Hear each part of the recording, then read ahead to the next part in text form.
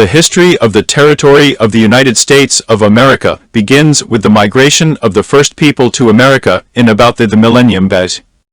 Many local cultures were formed. The colonization of the Americas by European countries began in the late century, but the countries that later became the colonies of the United States of America were settled after. By this, 13 British colonies had been established along the Atlantic coast east of the Appalachian Mountains, containing million people. After defeating France, the British government rejected the Constitutional Convention that the colonists had to approve new taxes and introduced a new type of tax, the stamp tax. Opposition to these taxes, especially the Boston Tea Party led Parliament to enact penal laws to end self-government. An armed conflict broke out in Massachusetts.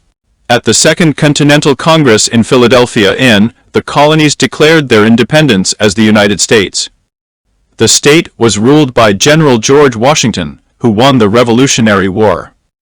The peace treaty defined the borders of the new state. The Articles of Confederation established a central government, but it was ineffective at maintaining stability because it could not collect taxes and lacked an executive officer. The convention drafted a new constitution and added the Bill of Rights to guarantee rights A strong central government was created with Washington as the first president and Alexander Hamilton as his chief advisor. The Louisiana Purchase from France doubled the size